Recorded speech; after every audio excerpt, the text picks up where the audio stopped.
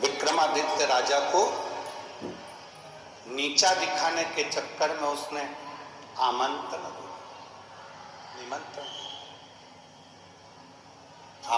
दिया, निमंत्रण दिया। जब राजा विक्रमादित्य इंद्रलोक में पहुंचे,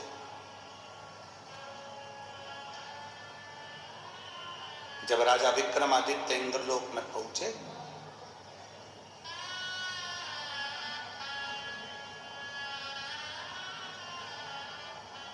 सिंहासन पर बैठे हुए राजा इंद्र ने कहा,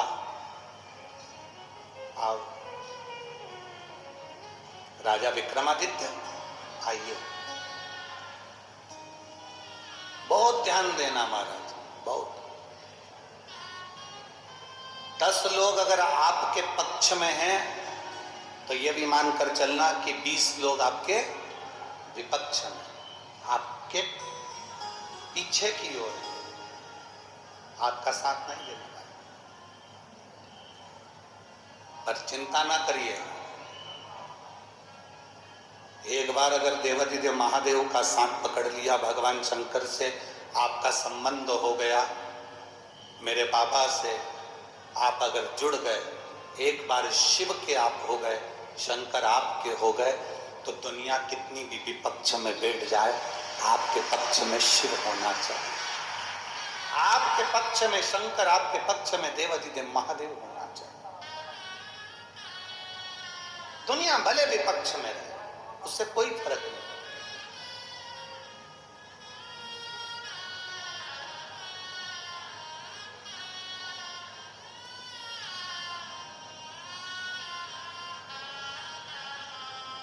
बस अपना दिल, अपना मन सबके प्रति बड़ा रखो।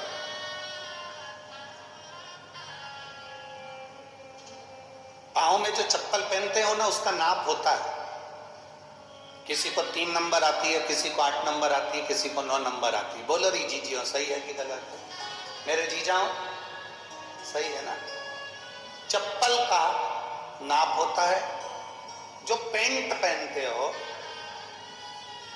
उसका जो पट्टा होता है उसका भी नाप होता है, हाइट का भी नाप होता है, शर्ट का भी नाप होता है, टी शर्ट का भी नाप होता है, कुर्ते का भी नाप होता है,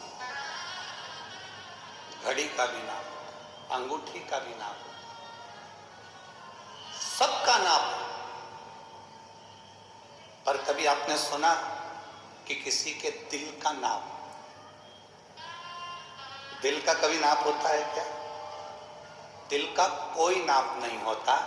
चप्पल का नाप हो सकता है, कपड़े का नाप हो सकता है, घड़ी का नाप हो सकता है, अंगूठी का नाप हो सकता है, मकान का नाप हो सकता है, जमीन का नाप हो सकता है, पर ये दिल का कोई नाप नहीं है। इसका विस्तार करते चलो, दिल बड़ा रखना। ओ माताएं भजन गाती है ना कि जोत से जोत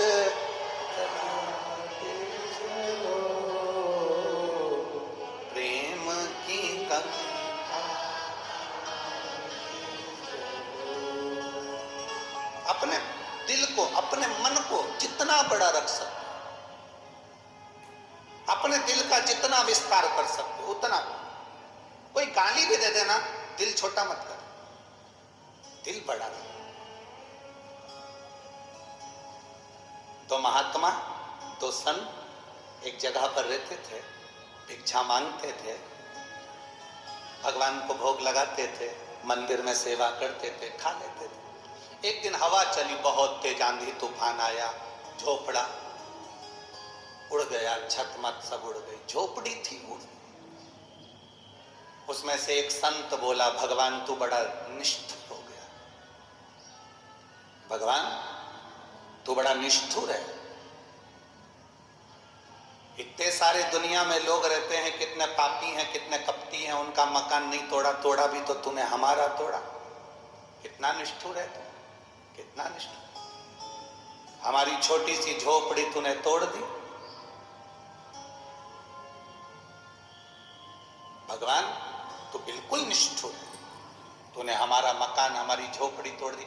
किसी पैसे वाले का तोड़ देता, किसी धनपति का तोड़ देता, कोई पापी का तोड़ देता, कोई लोभी है, कोई चोर है, कोई निकम्मा है, उसका तोड़ देता। हमारी झोपड़ी तोड़।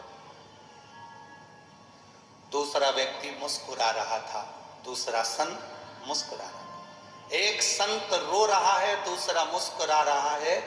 तो रोने वाले ने दूसरे से पूछा, तू क्यों मुस्कुरा रहा है? उसने कहा, मैं भगवान को धन्यवाद दे रहा हूं, भगवान छत उड़ा कर ले गए, कम से कम दीवार तो छोड़ दी, ये बड़ी कृपा है आप, बड़ी कृपा।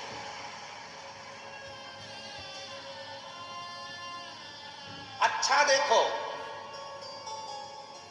वो इसलिए खुश है क्योंकि दीवार बची हुई है, झोपड़ी की छत तो और डाल लेंगे। थोड़ा सा दुख आता है और हम रोने बैठ जाते हैं कि हमें कष्ट आया, हमें तकलीफ आई, हमें दुख आया, हमें कष्ट आया, हमें तकलीफ आई, हमें दुख आया। पर भगवान से प्रार्थना करना, ऐसा दुख हमारी जिंदगी में मत देना जिसको हम सह भी ना सके। ऐसी तकलीफ नहीं चाहिए जिसको हम सह ना सके।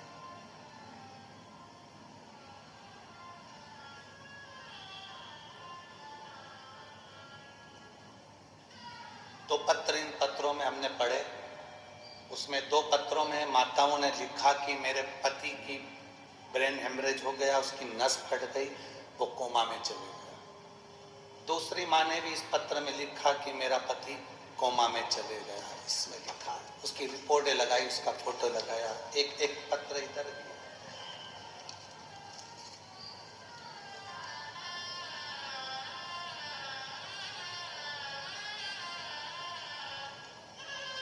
एक पत्र ये भी है। 2022 का जो फोटो है, व्यक्ति ऐसा था। आप लोग एलईडी पर, आस्था चैनल पर एक एक फोटो को थोड़ा क्लोज कर कर दिखाएंगे तो आप देखेंगे। पहले व्यक्ति ऐसा था, जब ब्रेन हेमरेज हुआ, नस फट गई, व्यक्ति की दशा ये हो गई। इसको देखिए, जो कोमा में चले गए, जिसको सुध नहीं थी। सो पूजा चेतन दुबे, निवासी शिव शंकर कॉलोनी, जलगांव की रहने वाली हूँ। मेरा मोबाइल नंबर ये है, कहीं बैठी हो तो हाथ हिला सकती हूँ, पति आया हो तो वो भी हाथ हिला सकता है। सो पूजा चेतन दुबे, निवासी शिव शंकर कॉलोनी, जलगांव महाराष्ट्र की हूँ। मेरा मोबाइल नंबर ये है। मैं पूजा चेतन दुबे, जलगांव महाराष्ट्र की निवासी हूँ गुरुदेव। मेरे पति को 27/9/2012 में अचानक सर में दर्द हुआ, उनके हाथ पैर में झटके आने लगे और हम उन्हें तुरंत अस्पताल ले गए। जांच कराई तो पता चला कि उनकी ब्रेन हेमरेज हुआ है। उसी दिन डॉक्टरों ने ऑपरेशन करने का कह दिया।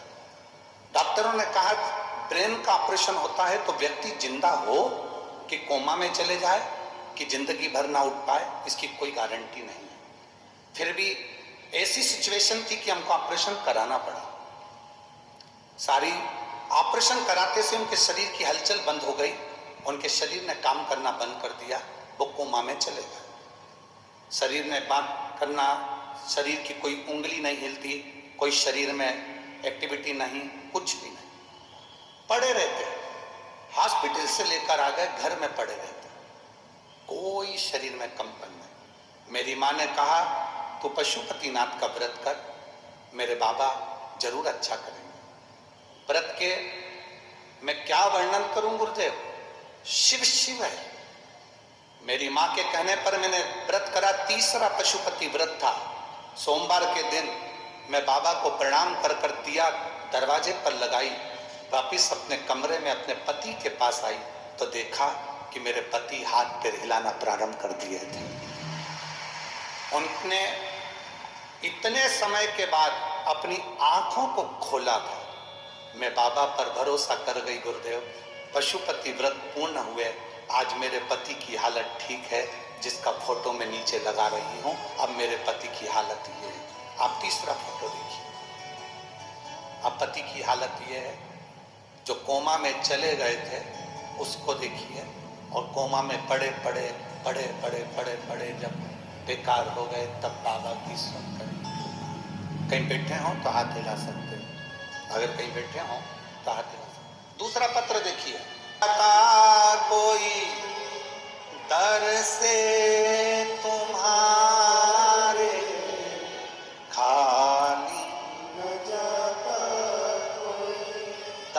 ऐसे तुम्हारे मैं भी खड़ा हूँ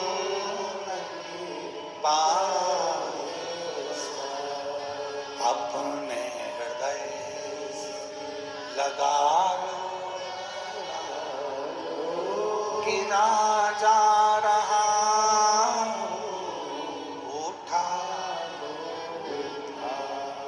भोले अपने दर अब तो न गिरी जा रही उठा शिव कथा कर